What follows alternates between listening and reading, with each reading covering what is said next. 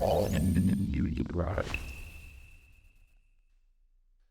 everyone, this is Charlie Saunders, the CRO and co-founder of CS2 with the Revenue Growth Architect series Revenue Growth AI. I'm here with Xander, and today we're kind of turning the tables around. If you have listened to one of the past podcasts that we've done announcing the Revenue Growth Architect series, we talked about how there's different series involved in that.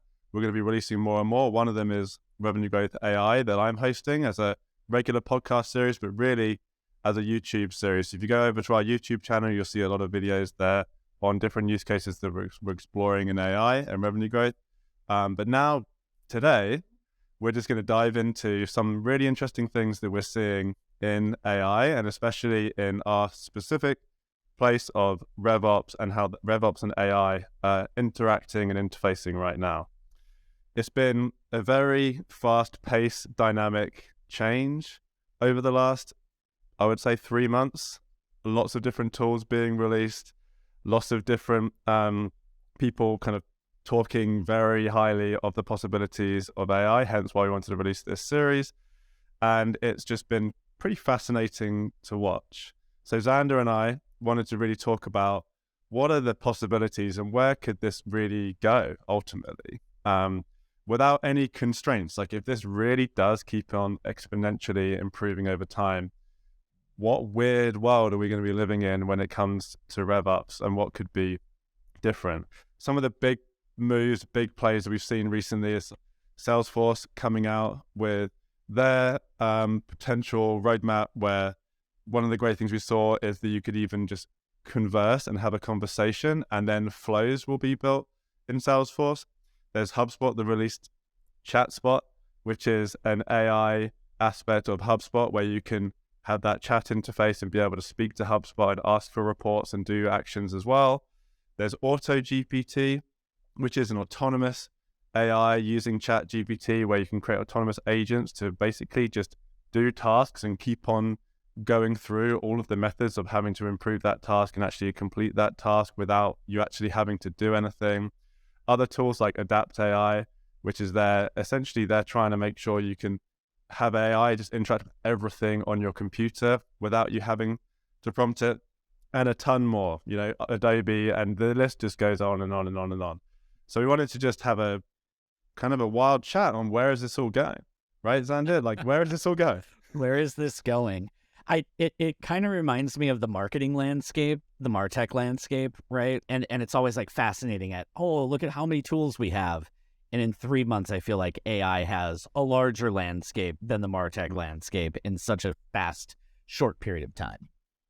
Yeah, I saw a post yesterday on LinkedIn, someone saying that their CEO has mandated that any new technology that they bring in to their company has to have an AI element. And I don't know how I feel about that, but totally, but I can see where they're coming from, because if it doesn't have some kind of AI element, then,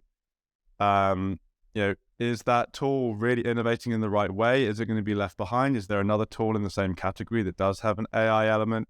Like, I know there's a lot of tools out there that have always had some kind of AI, like, the Sixth Sense or Gong or other tools out there. But they're definitely all doubling down on it. And I can see the point. If it doesn't have AI baked in, what is it going to look like in 2 or 3 years? Right. What do you think? You're making an investment into a platform that you want to keep for a long time, regardless of how many times we see certain tools getting input and output, right?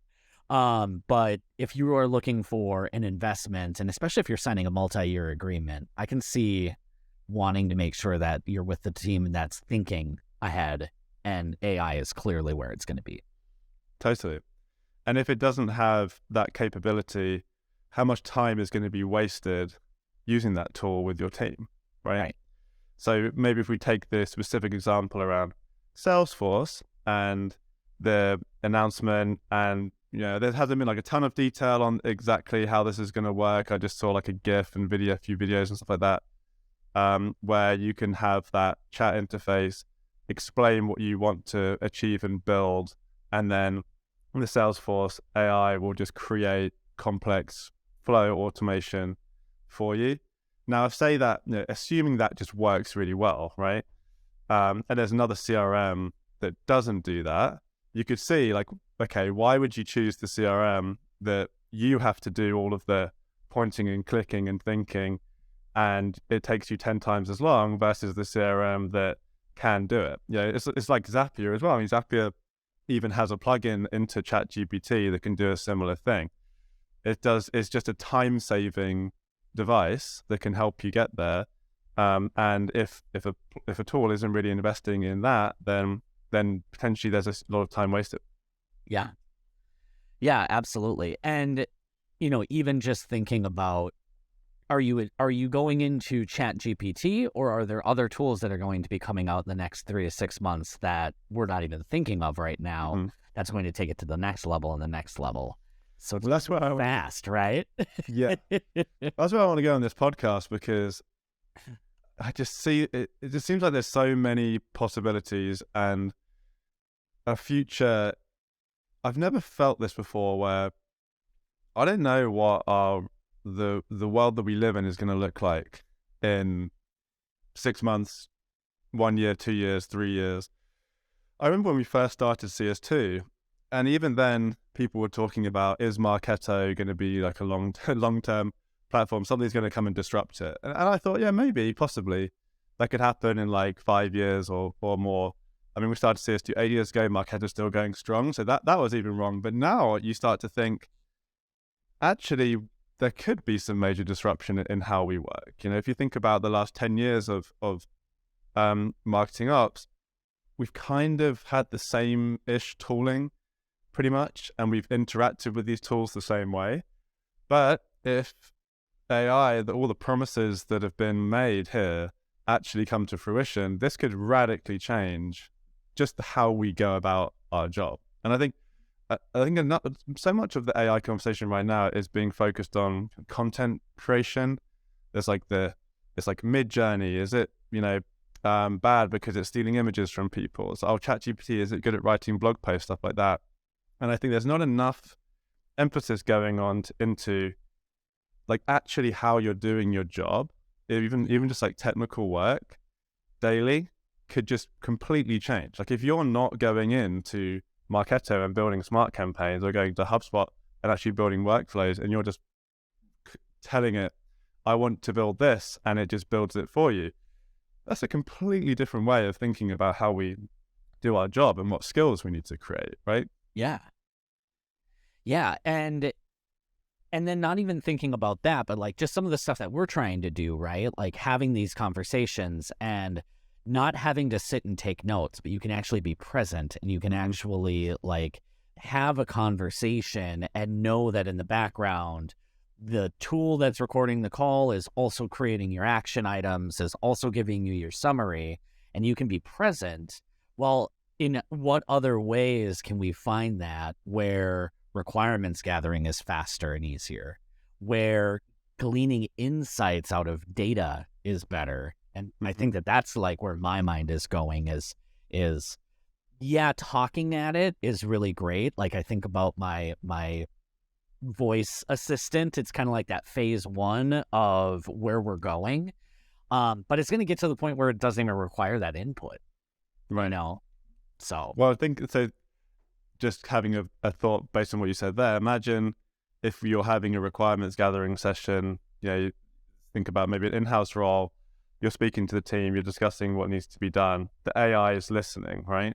Yes, it's summarizing the notes, stuff like that. That's already a capability that you have today. But imagine if that AI, the summarizing, that could then talk to the Salesforce AI, and then by the time you finish the call, it's already built it in Sandbox for you to review, because it's listened to the call, it's understood what the requirements were, and then now it's already built in the Sandbox for you to test it out. Like, right. A lot of this stuff, like, it's not impossible to do that, right? Even now with the tooling, it may be impossible to get it like perfectly right. Like, is it going to build everything perfectly? But that's just a matter of time until it can build things perfectly.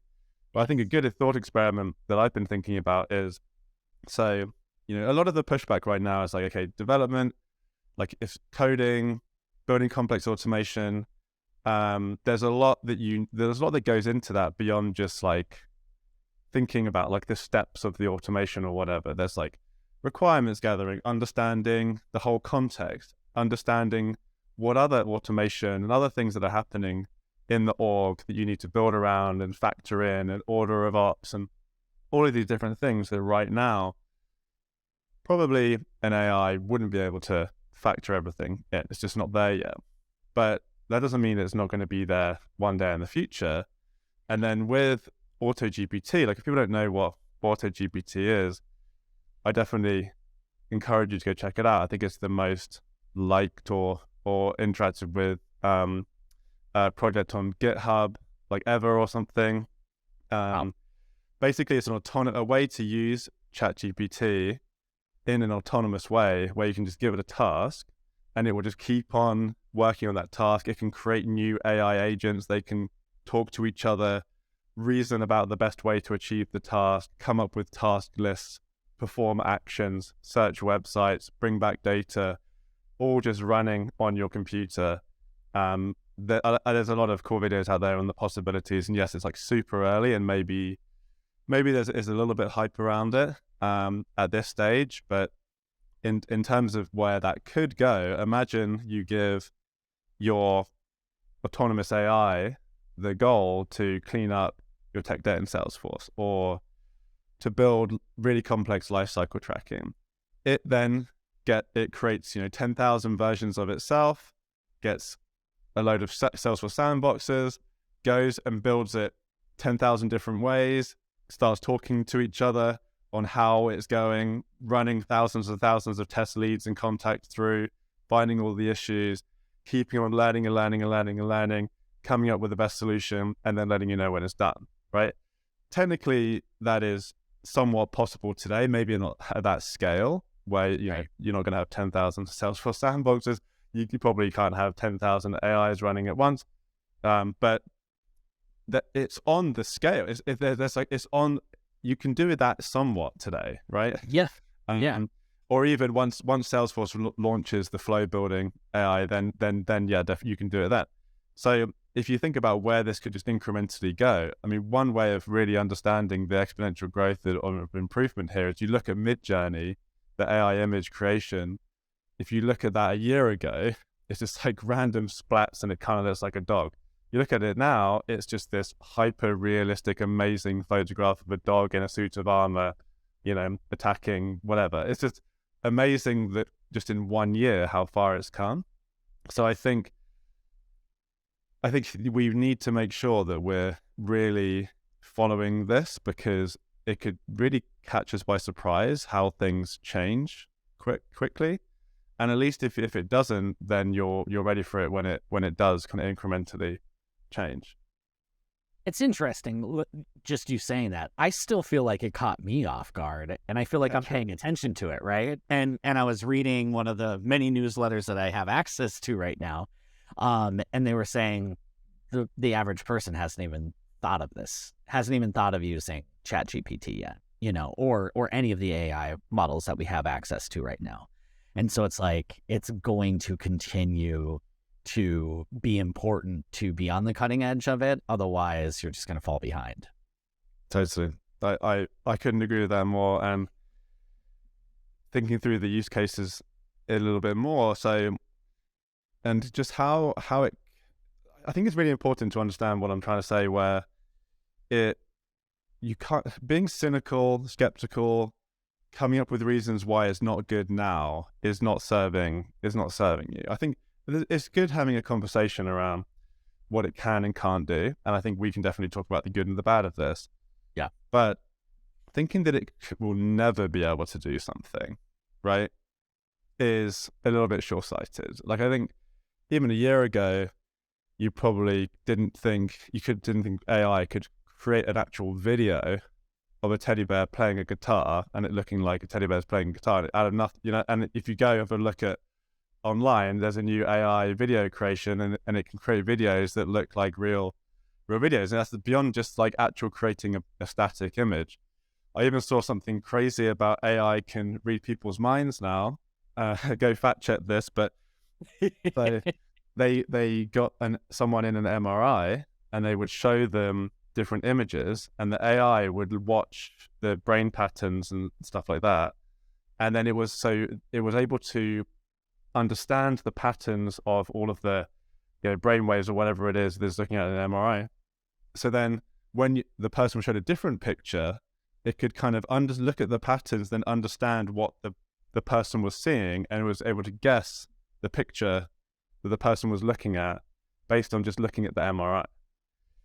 So again, I'm not a scientist, so I don't know how good that study was, but I think someone told me probably 2 weeks ago that an AI would almost be able to read people's minds based on MRI imaging. Probably say that's bullshit. What are you talking about? And now it's starting to happen. So definitely staying in the loop is important. And I think especially when you think about our job, right? And we're trying to, a lot of times we're building stuff in systems, and it is very point and click. You think point and click, how are we doing it? There is generally, there's a lot of it depends questions, but it's not, an insurmountable task to understand the best way to build something. So to think that an AI, which is going to be able to have seen so many more examples than any human, be able to test things so much quicker than any human, and be able to see patterns so much better than a human, isn't going to be able to do just as good a job at some point than a human at that. I think that's naive, right? Or is thinking that we're overly special. So being able to then think, okay, so what is my role if I'm just kind of a prompt machine for the AI?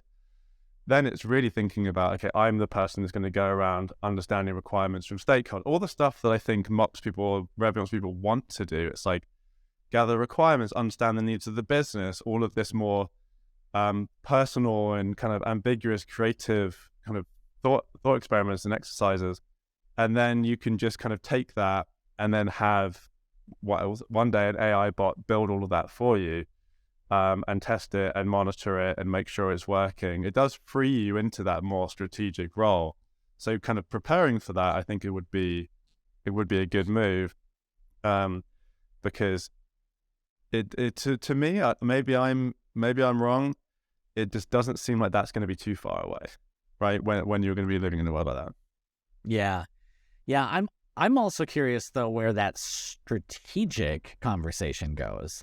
I was reading a post on Reddit where somebody was saying I find it hard to believe that prompt engineering is going to be a long-term thing. Because you're telling me that AI is going to be able to solve all of these magical problems, these things that are really complex, but it can't think of its own prompts. It's not that far, right? Yeah. And we're already talking about it with AutoGPT and other solutions. So that's where I go, okay, you have all of the data. Today we think about things in tables. That's where we spend the majority of our time, is connecting tables with one another. We never have enough time to draw the insights out. Well, what happens when AI is looking at the data, drawing the insights out, finding the next step? Will our job turn into more responding to those and course correcting and finessing? So getting more into the art of RevOps and receiving the inputs as well as the outputs and kind of keeping it running. I almost feel like it's a little bit more of the machinist who's never building anything on the assembly line, but as soon as something goes wrong, that person's responsible for making sure that it's all back together. It's is that where the role ends up going? Well, I think so.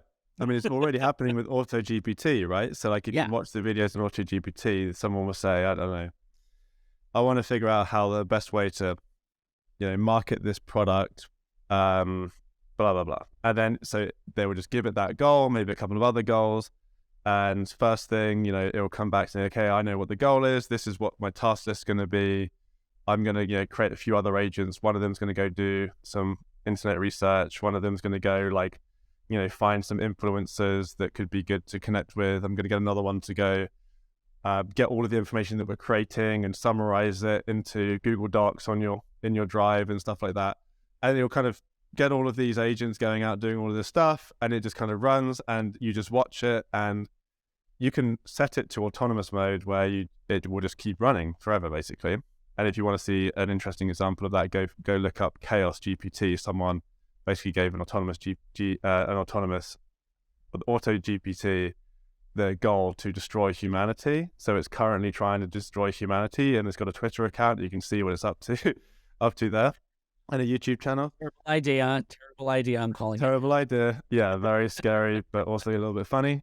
Hopefully, but yeah. So you can set it to autonomous mode, or you can just set it where you need to kind of approve the next step each time. So like you're saying, you're there just watching it work, and if it's like, okay, next step I'm going to do this, then you can say, okay, yes or no, and you can kind of course correct it. So I think definitely now it's in that mode where you need to course correct probably a lot, but over time, you can just imagine it getting better and better to, potentially not needing to course correct. Or if you do course correct, maybe you're actually doing a disservice to the process because it's figured out something that you don't even know, and you're actually limiting it based on your stuff.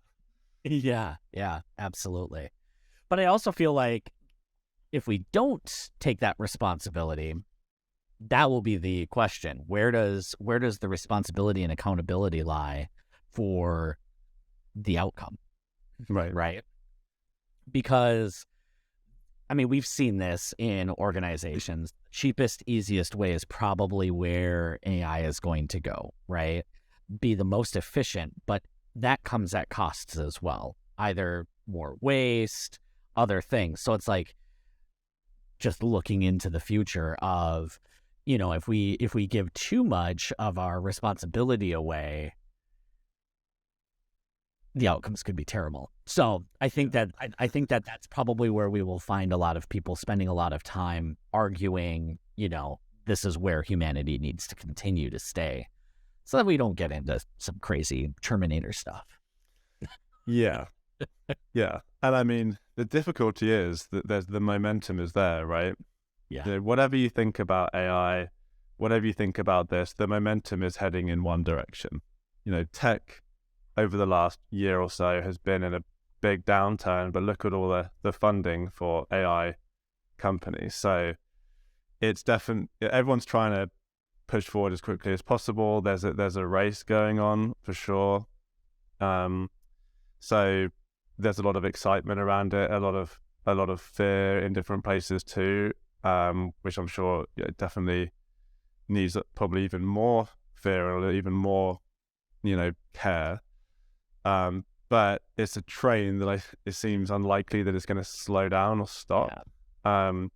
So is it better to just get on board and try and keep on top of it, or try and ignore it? But you're right. I think in terms of when you think about like our role, like especially today, the tools are definitely not in the place where you can just like let it loose, right? We talked about it on the other podcast. You need to, right now, you're giving an input, you're evaluating the output, so you're very much involved. If you think of it as the 3-step process, like input, creation of the output, reviewing the output, like you're there beginning and the end in whatever use case you're doing now, and you need to be, right?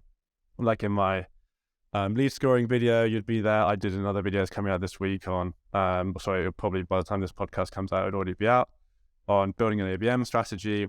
You need to think about what the prompt's going to be. You need to look at the output. You need to kind of strategically prompt along the way. So otherwise you would get into deep trouble. And maybe we can move on to some of the issues with this. I think if you look at the Salesforce flow example, where you're able to build very complicated automation using that chat interface, that probably in the near term is actually a really bad idea, because what's happened over the years as complex automation has been available to people without as technical background, there's just an explosion of tech debt. Like you see it with, you even saw it with, Marketo back in the day, smart campaigns, everyone creating smart campaigns in like crazy ways and bad best practices. And it ends up just bogging down the system, creating so many issues. The industry's come a long way maybe since then, and the automation isn't even that complicated in Marketo, so it's probably not going to get you into too much trouble. And then, Salesforce with, Apex and Flow, now there's a lot of people building in there, and maybe they're not building in the right way, so it's going to be creating a lot of tech debt. All of the iPaaS and integration tools like Zapier, Workato, Tray, so many companies just have like all these crazy point solutions for different automation, and it's just a mess. So now if even more people can build in Flow just by talking to it, it's not evaluating whether that is the right thing to build, it's just building it, right? Right. It's just a building AI. It's not like evaluating if this is going to be a terrible idea AI. So what we'll probably see in the near term is just an explosion of tech debt that is going to be quite difficult to dig out of eventually. What do you think of that? Do you think that's true? I agree with that, especially in the short term, right? We have to keep on thinking about where we're at right now. It is thinking of the very next thing. It's not evaluating everything that's happened before it. It's not, going in and running an assessment and an audit. So as a result, I think that organizations may easily say, well, why backfill that role if we can just have somebody who currently is here asking an AI bot to create this stuff for us, but that person lacks the expertise on, is it right? It's going to lead in that direction. Now, I'd still think that we're going to get to a point where that's going to be easier and better, because these things will start to be able to understand the current state and really make better recommendations. But right now, it's bad enough knowing that you've got people who are creating stuff in Flow or other tools. I know I did it a lot with Process Builder, and then we have a lot of clients that are trying to dig themselves out of Process Builder, right? So we just want to make sure that we are still narrating that story of expertise is important in this. Totally. Yeah. And maybe AI can help even in the short term there, because you could ask about best practices. You could maybe not in the Flow building flow, but you have another screen open with ChatGPT, or maybe a ChatGPT like tool that's trained on Salesforce best practices in the community or something like that could then help you. Yeah, you can start building your flow and go, okay, is this the best way? Maybe go over to a different place. Go, what are the best practices that are, most up-to-date best practices about building in Flow? So maybe you could actually think about things maybe a bit better. But definitely in the short term, I see a lot of tech debt. I mean, everything just seems to lead to tech debt these days. Yeah. But in the long term, like you said, it's not an insurmountable challenge for an AI to be able to say, actually, no, the way that you're trying to get me to build this, based on all of the architecture in your system, everything else that you've got, and then best practices, is not the right way. So an example would be, maybe you're trying to do something on the opportunity and you have another flow that's doing something similar on the opportunity object, and you start building it, and it would say, oh, you've already got some automation that's doing basically this or something similar, or you should just add this step onto that flow. That really isn't that, if you think about technically, that probably isn't that bit hard of a challenge for it to be able to do something like that even now. So then just keep scaling that up to getting even more and more and more complicated and even more and more and more sophisticated ways of building things. It's on that continuum already, right? And it just needs to get better and better and better. Yeah. Yeah. I mean, as soon as it starts training on first party data, sky's the limit. That's where I see what happens when you start to see all of these opportunities being won by an industry, and the AI bot starts to just dynamically create campaigns against that industry with the cross-reference data that it has access to, and it calls out to a data provider and it finds the people to send the message to, and it doesn't even need any automation platform to do it. It just has its own solution to send out an email and a text and everything else. And it's like, I mean, maybe the downfall is that we're going to get inundated even more with marketing than we already are, right? Like, just thinking personally, there's still enough noise that could just get kind of well, let's keep going down that path. Let's go as wild as we can get, right? Because they say you just have like a button in Salesforce or something that says just like do everything. Or you have an AI that just like I want to just make more money for my SaaS product, and you just go figure it out. So like you said, and it understands who is maybe engaging with you the most, closed one deal, starts marketing to them, getting the content.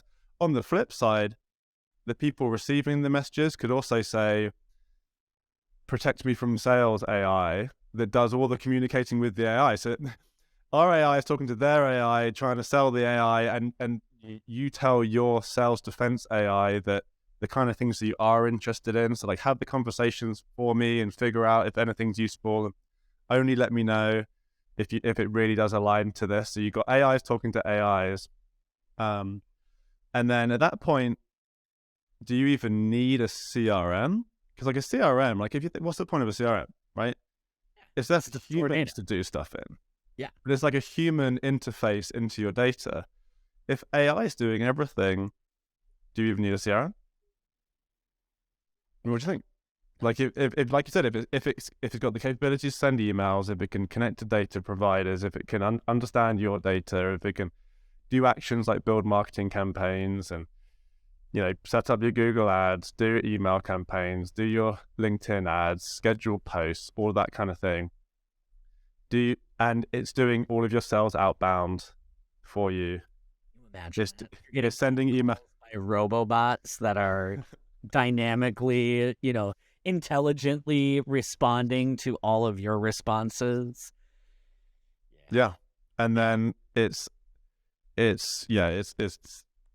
calling people, it's handling all your inbound, messaging them. I mean, even today, right? You're inbound, someone does a demo request, you can send an automated email out of outreach, but imagine if AI is kind of handling that whole conversation. I mean, even Conversica back in the day was trying to do that. That's not even like that hard.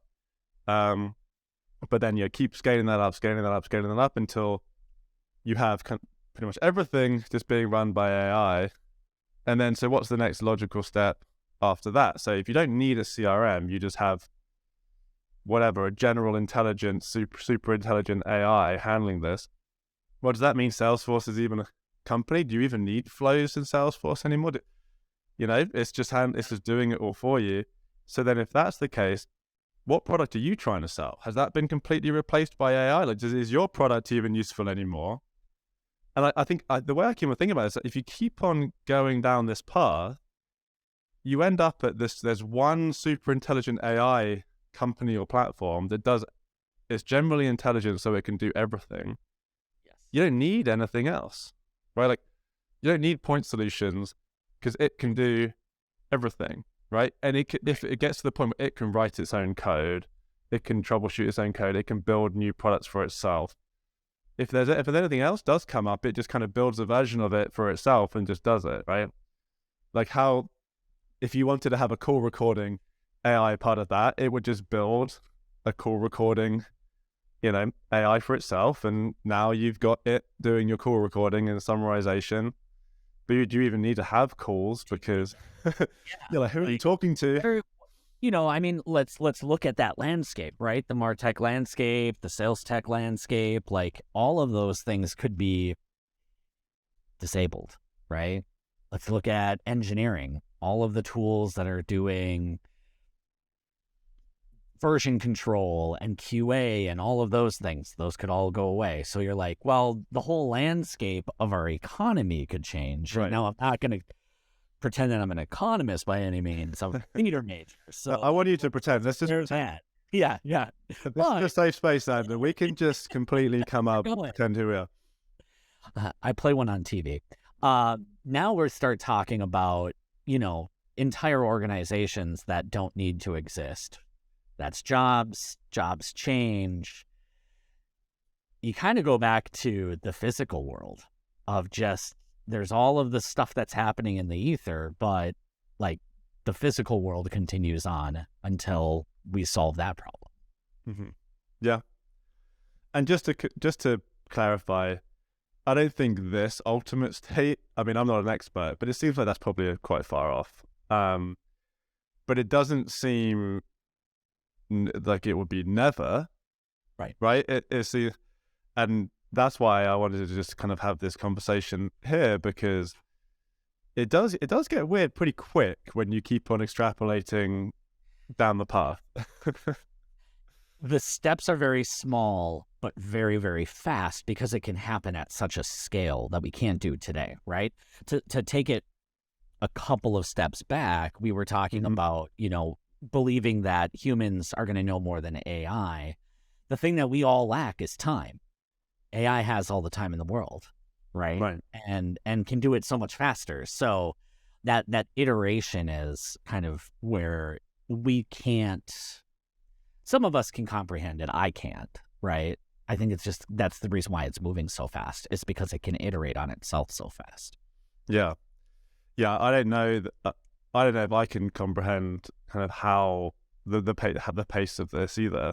It is, like going back to kind of that use case, that thought experiment before, where you set the AI the challenge to clean up all your tech debt, so it just spins up 1,000 sandboxes and just like iterates through that.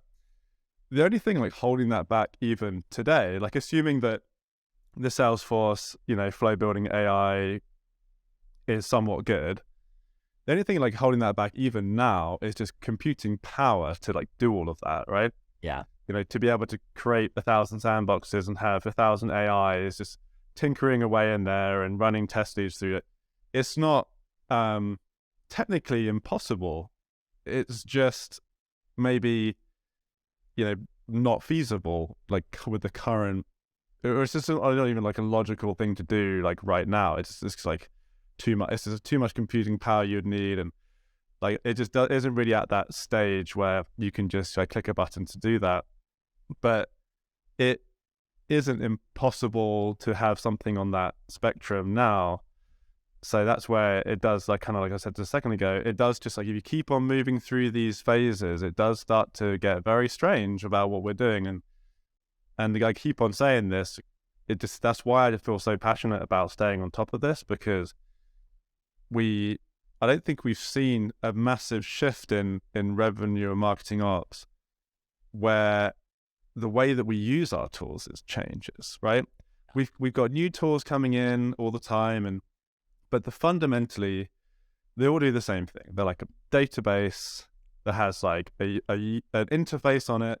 You click around and you kind of create data workflows, and you kind of try and handle the data, and you try and get data in the right place and in the right format, and you're doing that so humans can interact with that data in that format and do things. But if the interface to that is a chat or a different way to not like you don't even need to think about the clicking that interface. If it's all kind of running autonomously in certain ways, that's going to change. That really does change how we work. So, and that is something that has not, at least in my time, maybe when people went from like not using computers to using computers, that was like a big change. But at least for us, we've all been with computers clicking around doing stuff, and it's been pretty much the same with just like a different branded tool in front of us. But now it does seem very, very, it could get very different very quickly. Agreed. It's exciting. It's exciting to me. And just like having this conversation and thinking about like, well, there are so many things that are iterating on top of each other. Like, how can we help our audience stay on top of it? Like, that's the intention of the conversation that we're having right now. And we're kind of having fun with the conversation today. But I'm excited to just continue to figure out like, okay, how I want to look back on this episode 6 months, 12 months from now and be like, what actually happened? Yeah. Did it go faster? Did it go slower? I don't think it's going away. I'll guarantee that one. Yeah. And then maybe we sum it up at the end here where from our experience, like we said, we're not economists, we're not AI experts, we're We're RevOps professionals, been doing this a long time, and we're just watching to see how this new piece is coming in and just slowly, right now, maybe a potentially faster transformation of how we work. I think the best advice is do some research. So, for example, I think specifically from this conversation, go check out AutoGPT. Just go to watch some YouTube videos, see how it's able to just do things on itself by itself autonomously. Go check out the Salesforce, search for like Salesforce Flow, generative AI or something like that on Google, and it'll come up and you'll see some GIFs and videos on how people are building flows. Go check out the Hubspot AI, Chatspot. Have a look at what Adobe's doing, especially around like if you think nothing's going to come to Marketo, I think something's going to have to come to Marketo. Like look at how much Adobe's pouring into this with all of their creative suite. Now, I mean, they're just going to forget about their marketing automation and just not do AI there. So just keep tuned there. Look at Zapier and just look at how these companies are integrating this, and just realize that this is more than just getting ChatGPT to write a poem. You know what I mean? It's more than just a pope in a white puffer jacket. There's actually ways that we're going to try out tools that are going to change, potentially for the better ultimately, but maybe not for the better in the short term. So just research, keep on top of it, subscribe to our YouTube channel on this topic, and keep listening to the podcast, and we'll keep on telling you what we're seeing. That's fantastic. Yeah, we are here trying to save time, trying to reshape the way that we're doing business, which is exciting. Cool. All right, well, thank you, Xander. And thank you, everyone, for listening. Like I said, if you want to check out the YouTube channel, Revenue Growth AI, we'll also be doing a regular podcast series right now, maybe every couple of weeks. We'll be checking in and diving into things in this podcast. So subscribe in both places. And if you have any feedback or any ideas, or if you're seeing anything, or if you think we're completely wrong, I want to hear it. So let us know. Thank you for joining.